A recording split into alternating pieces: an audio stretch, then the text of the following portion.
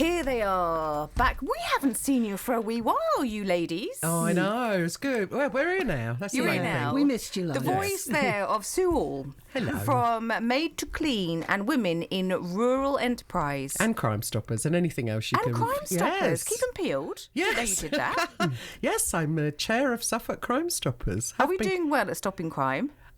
We could do better. Yeah. So what are we supposed to do then? Keep them peeled or what?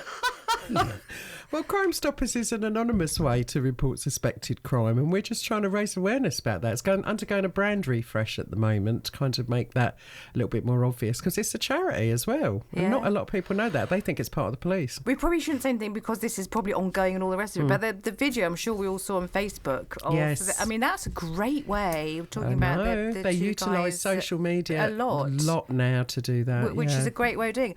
Also, backed by popular demand, Michelle Bevan Margetts. Are you well? Yes, very well, thank you. I've got to say, ladies, you're both rocking the pink look. Yeah.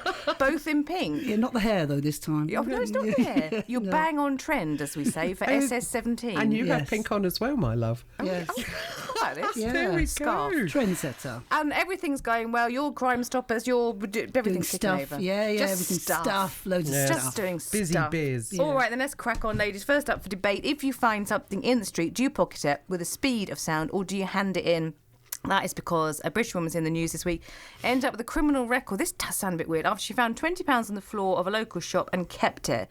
So we're asking, if you see something that you find, do you keep it, or someone handed something back to you? What's your kind of moral compass on this, Sue?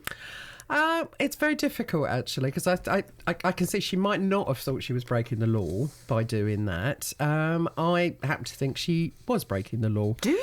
But I think that it's a bit severe, what they handed out, quite frankly. I would like to go on record as saying, in January, I was in Felixstowe and I lost my purse. And like, in common with most people, there's loads of credit cards and bits and pieces in it. And couldn't find it, hung around, did everything. The next morning, somebody arrived at my house with my purse. They had found it. They'd found my name and address in there. And I was so gobsmacked that it not only was coming back to me, but this guy had travelled from Felixstowe up to Ipswich. That's so nice. And I was just in such a flummox with it all that, you know, he left and I was profusely thanking him. And then I realised I didn't know his name. I didn't know where he'd found it or anything. What a guardian. So they hadn't come via the police station? No, not at all. And even more so, he said he'd popped round the day before when I'd actually lost it. So he'd driven twice. And I said, oh, you've really put yourself out. He said, no, I'm backwards and forwards all the time. But just while I'm on air now, I'd like to say another thank you to whoever that mystery stranger is. That's what because we I like did in put a note on Facebook. But it was such a lovely thing. And it just kind of restores your faith in humanity that there are lovely people out there Well, like I think that. you'll find we're all like that in Felixstowe. Well, would you have done the same, though? I mean, now that's happened to you, does it make you think, oh, gosh, that meant I so don't know much to whether I'd me? have made a couple of car journeys. I certainly would have tried to contact the person, yes, and I would try to, I don't know, perhaps I would, I don't know. But I would certainly, it's not mine. And it belongs to somebody else. Irene on the text in Long Melford said her late son lost his wallet in Sudbury Town Centre. Later received a call from the police to say it had been handed in.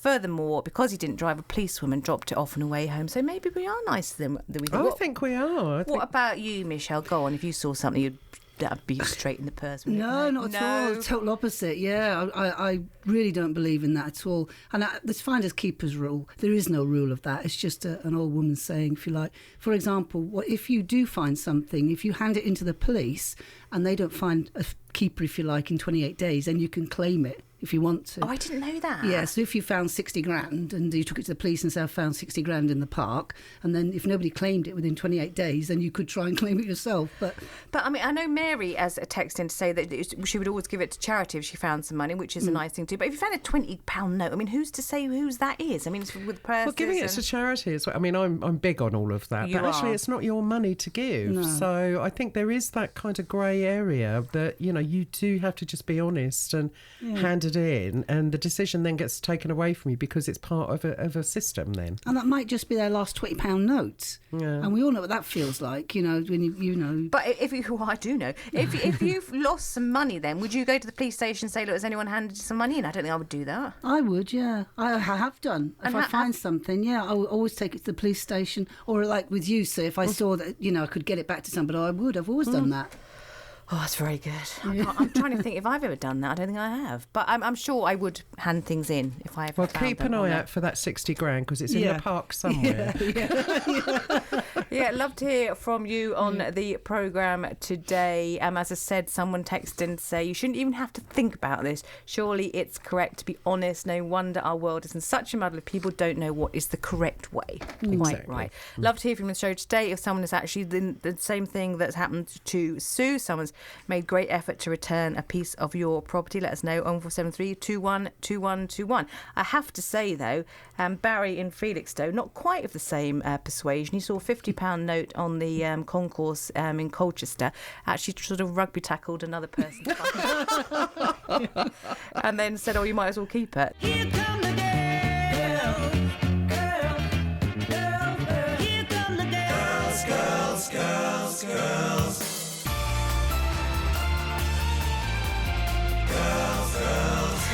Here they are, everyone. It's Sue Hall and Michelle Bevan Margetts. Pam on the text once found a £20 note under her chair in a cafe, so told the waiter, who promptly stuffed it in his pocket.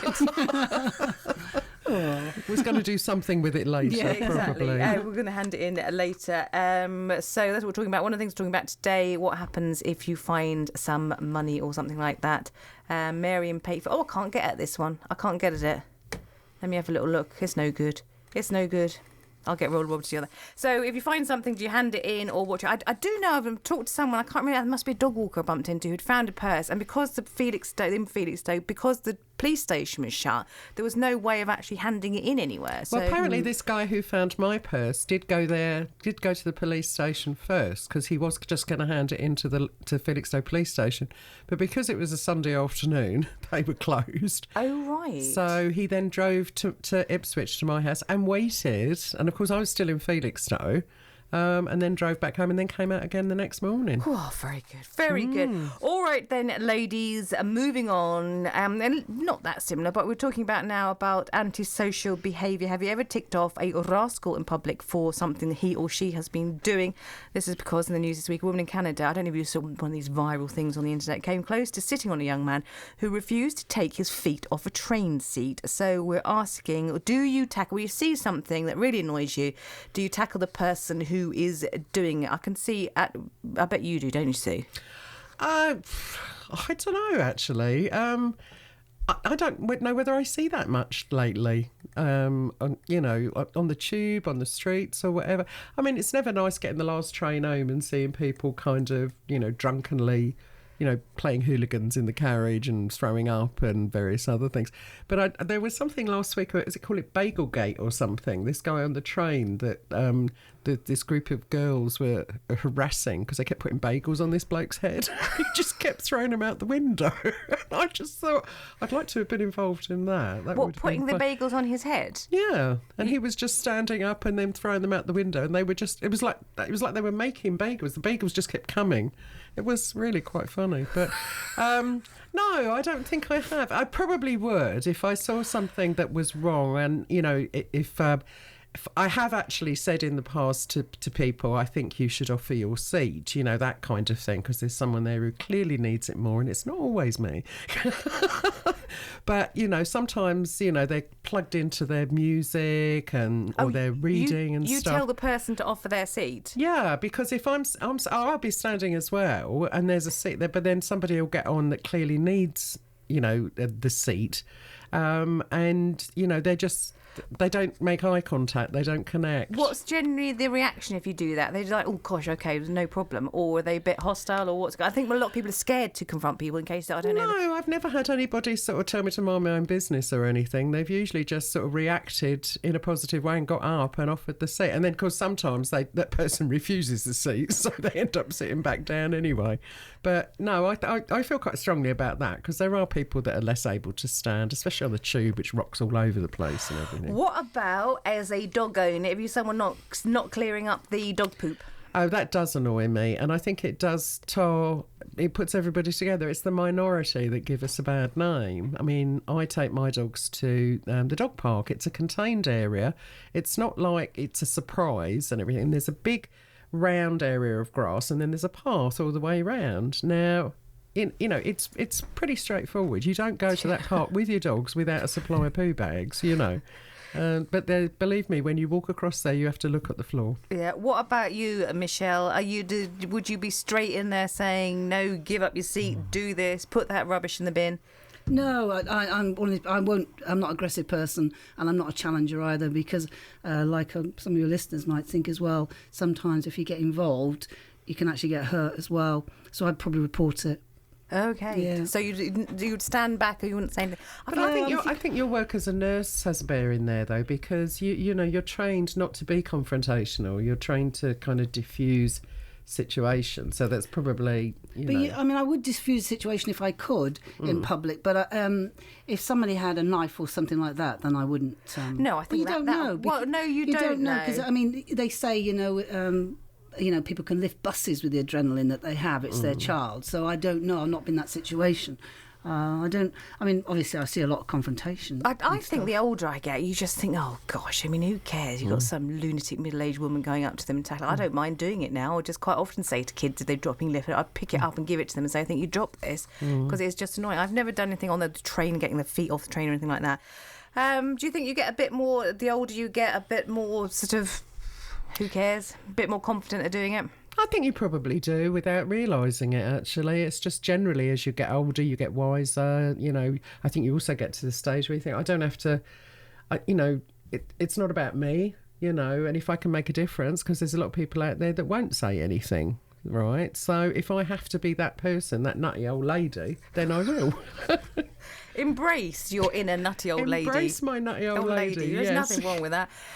Michaela says her daughter, this is about finders keepers things, her daughter Natasha lost her purse by leaving it on top of the car and driving off. A few days later it turned up in the post. Someone had found it and used some of the money in it to pay the postage. They were very relieved and thankful. Isn't that nice? That's a nice way to deal with it as well. Yeah. Here come the girls. Here come the girls. Girls.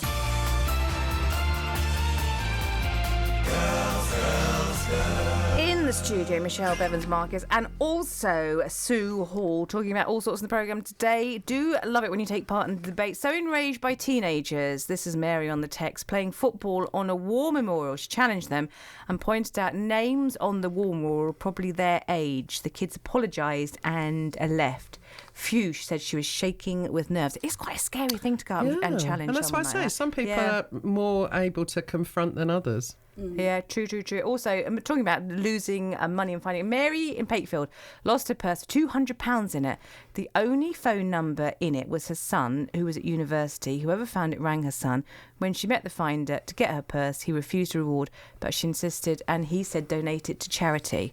There's some good people out there. Very good people. They really are. Yeah. All right then, ladies, here we go. The question we're posing today is, how often do you clean your loo? Dusting light bulbs and things like that. This is because cleaning experts from the good housekeeping industry, no less, have come up with a schedule of stuff we're supposed to do daily, weekly, monthly, and once a year. This is once a year is doing your light bulbs a wipe. So the question we're asking, do you ever judge people on the cleanliness of their homes when you go around there, or do you sort of worry when people pop in? If we were to pop in on you, Michelle, this afternoon, would we find it like a show home? No. I put something on Facebook the other day. My house looks like I've just lost a game of Jumanji. Sometimes it does look like that. Do you worry, though, if the doorbell goes, do you think, oh, crikey, I'm going to just have to stuff everything in drawers? No. I don't answer it. What What, I don't answer it. because of that reason, or because Yeah. you just don't want to answer the door? No, I don't answer it. If I know it's somebody who's going to come in, I think, I better not, you know. But I've got my son's just moved home, and he's actually my new cleaner. So. Oh, so he's quite tidy. Yeah, he actually keeps everything tidy for me. But because I work such a lot, I just do the bare minimum. But do you do all these things weekly? The rest of your bathroom, which is you're supposed to do the loos once a day, the bathroom once a week, bedding and towels weekly, laundry weekly, dusting weekly, clean the bathroom weekly. I won't go that far, but I mean, I don't do any ironing because I drip dry everything because I don't possess an iron, so I wouldn't be able to do ironing.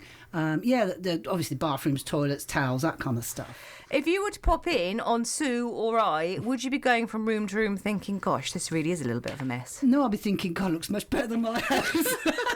And I've got 3 dogs. Yeah, exactly. Yeah. Oh, you've also got a cleaner though, Sue. So. Of course I've got a cleaner. I run a cleaning agency. Well, that is true. Yeah, exactly. No, but in fact, I posted this connection this week on Facebook because the Good Housekeeping Institute are very good at churning out all these recommendations and everything and telling you that, the average woman cleans in the home for 4 to 5 hours a week and they don't plan, they just do it as and when because they're all so busy. Men are supposed to be doing it a lot more, but that's mostly the women that do it.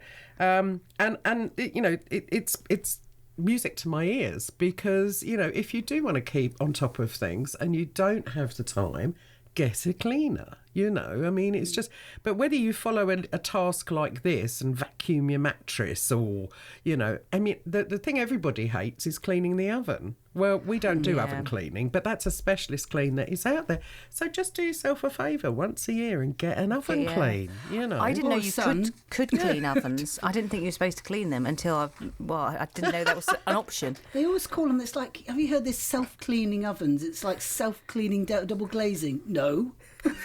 When was the last time you wiped a light bulb? Oh. Change them now and then, yeah. But no. I think they expire before I end up dusting. Kevin in Elmset cleaned some of his mum's light bulbs last night because one of the bulbs are gone. Yeah, well done. And also Vivian in Witnesham doesn't worry how dusty or untidy someone's house is. She goes by the cleanliness of the bathroom. It's about hygiene. So if we were to pop in at Hall Towers, Hall, because you run a cleaning business, do you think, you've got to be... No, not at all. I think, my house is lived in. It's lived in with 3 dogs as well. If it gets dirty and my cleaner don't come for another 3 or 4 days, I'm not going to clean it. I'm going to wait for her to get there, But there are some things that you need to do every day. You do need to wash up. Oh, the you do need to... Dishwasher. Yeah. Dishwasher. Sorry. But you don't want to spread germs unnecessarily. You obviously want to keep the basics. Well, clean. you've got your unique ping system. Oh, exactly, meal for one. Ping it and then you don't have to wash up. As Sue will tell you, I don't know, I think it's because I'm clumsy. I break everything. So I've now had plastic plates and plastic cups and plastic Prosecco glasses as well now because I can just throw them in the bin. It's much easier than breaking everything. So.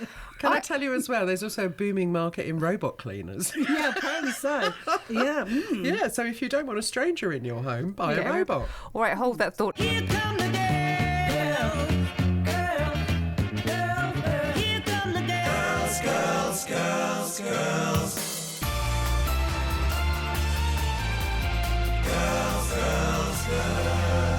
David in Trimley talking about behaviour that gets his goat if he holds the door open and people don't say thanks. He's had several rows with people about that. That's very true. That is very true. Or when you let a car pull out and they don't wave or say thank you. I don't like that. Or they pull in and don't indicate. Pull in.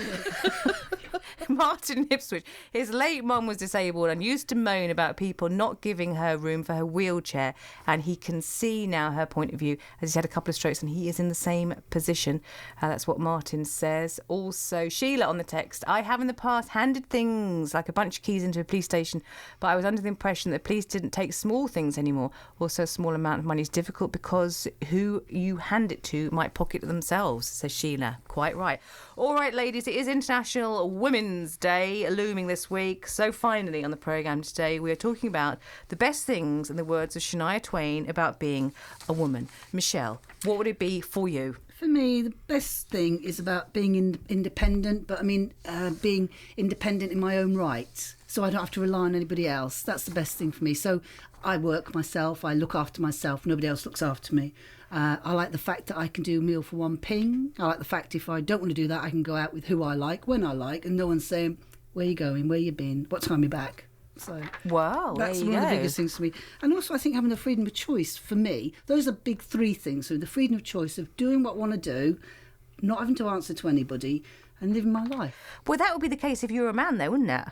But it wouldn't have been years ago because Yeah, a lot of people true. were I was married. going to say the same thing. If you Yeah. take the two things you've just said and Yeah. just knock 50 years or 100 years off, People couldn't say the same thing, could they? Because they're reliant That's on right. the husbands for either money or company or something like that. But well, where we've been you know, moving towards equality, all these Yeah. things are doable happening, now, aren't they? yeah.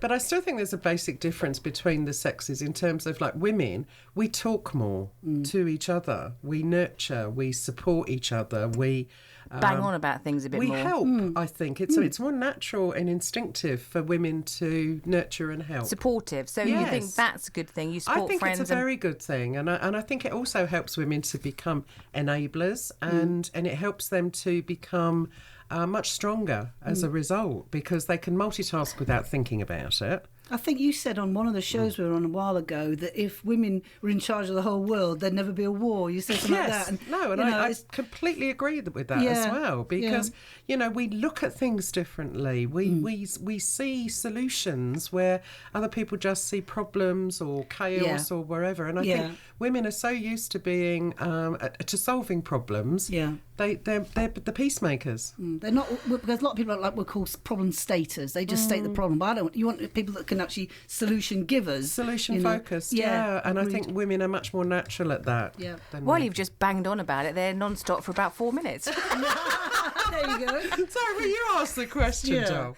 No, that is true. Indeed, it is true. So will you be celebrating International Women's Day this week? This year, not doing anything of note. I have spoken in the past about things like this, but I do think, my Wire group is full of amazing women who run their own businesses. They multitask. They're doing good charitable work. They're all doing some sort of voluntary thing as well. They're just natural givers as well. And I love that. I absolutely love that about women. That's what we do. That's what we do. And on that note, ladies, it's time for us to hand over the baton